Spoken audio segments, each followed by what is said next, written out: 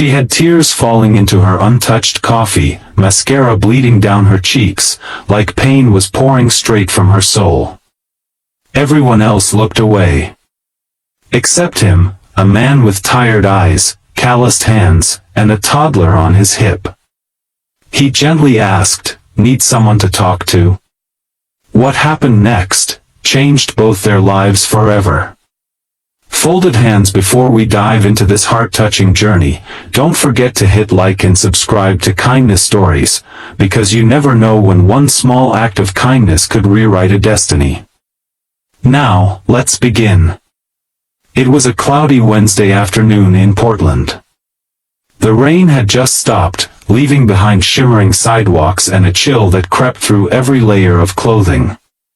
Inside the corner cafe, warmth floated in the form of cinnamon-scented air and soft jazz playing in the background.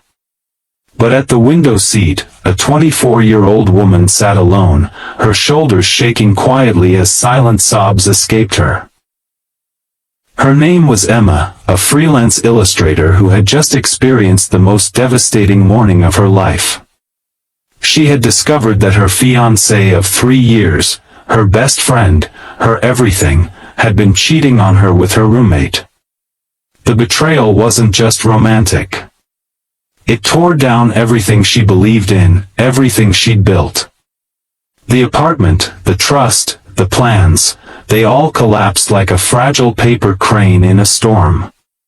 Now here she was, staring at her cold latte, heart shattered and dreams turned to dust. Across the room, Daniel, a 33-year-old single dad, was ordering hot chocolate and banana bread for his 3-year-old daughter, Lily.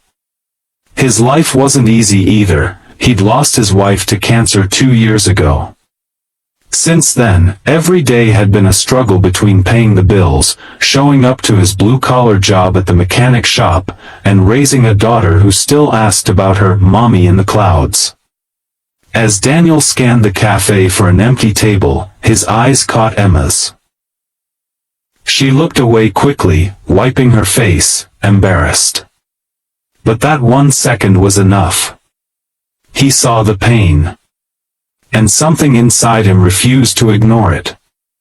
He picked up the tray, hoisted Lily on his arm, and walked over slowly.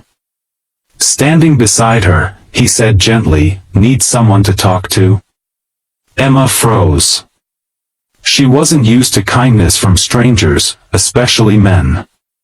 She glanced up at him and was surprised. There was no flirtation in his tone, no agenda in his eyes. Just genuine concern. And a little girl holding a stuffed bunny looking at her like she was a Disney princess. Emma nodded slowly. I don't know. Maybe. She broke again. Daniel pulled the chair across from her, settling Lily beside him, and said, "You don't have to say anything. I'll just sit here with you until that coffee doesn't feel so lonely." They sat in silence for a few moments. Emma looked out the window.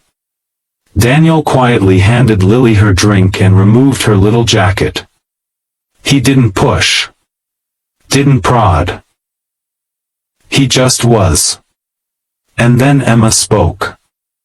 Bit by bit, like water leaking from a cracked dam, her story poured out. How she moved to the city for love. How she found her passion here.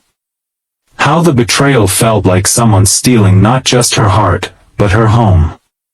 Daniel listened, really listened. He didn't try to fix anything. He didn't judge. When she paused, he said softly, "You're not broken. You're just bruised. That means you still heal." Those words. Something about them loosened the tight knot in her chest. Lily reached across the table and offered Emma a piece of her banana bread. "This makes me feel better when I miss Mommy," she said with a sweet smile. Emma blinked away fresh tears. "Thank you, that's the kindest thing anyone's done for me in a long time." They stayed for almost 2 hours. And when it was time to leave, Emma said, "You didn't have to do this." Daniel shrugged with a soft smile. "Sometimes, we do things not because we have to, but because someone once did it for us. And we promised we'd pay it forward."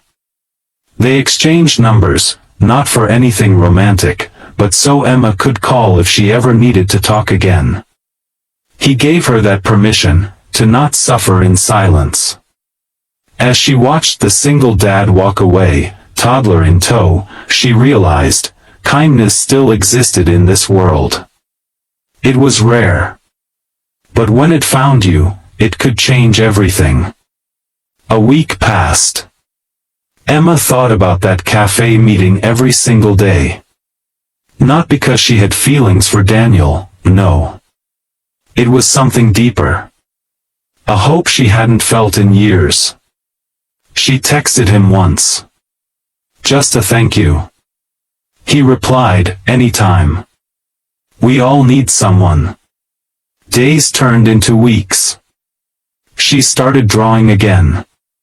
Her heartbreak still lingered, but it was less paralyzing. She started going for walks, smiling at strangers, helping an elderly woman cross the street. She even returned to that cafe, sometimes just to feel that table's comfort again. One rainy afternoon, she saw Lily sitting at the same window seat. Daniel was with her. Emma walked in, nervous but happy. Daniel stood, surprised. "You came back," he said with a grin. "Couldn't stay away from the best banana bread in town," she joked. They sat together again. This time, no tears. Just warm laughter and shared stories. Daniel talked about raising Lily, the days he didn't think he could go on after his wife passed. "Some days, I feel like I'm failing her," he said.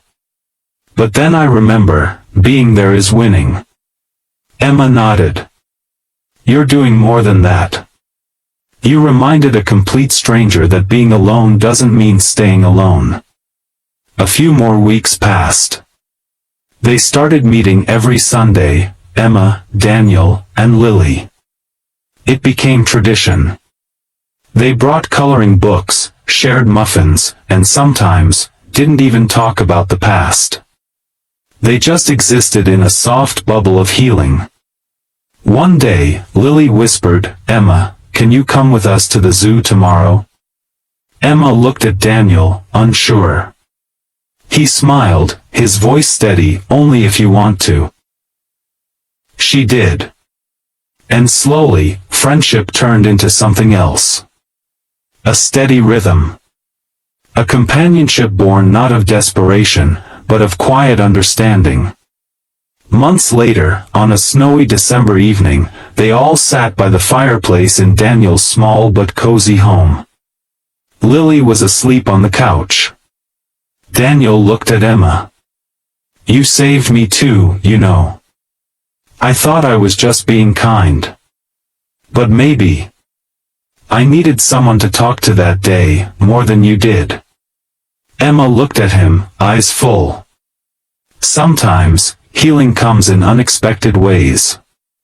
Sometimes, we save each other. They sat in silence, fire crackling in the background, no need for more words. Because sometimes, the most powerful moments come from asking a simple question at the right time. Need someone to talk to? Folded hands. If this story touched your heart, don't forget to like and subscribe to Kindness Stories. Help us share these stories with the world, because kindness is contagious, and you never know who might need it today.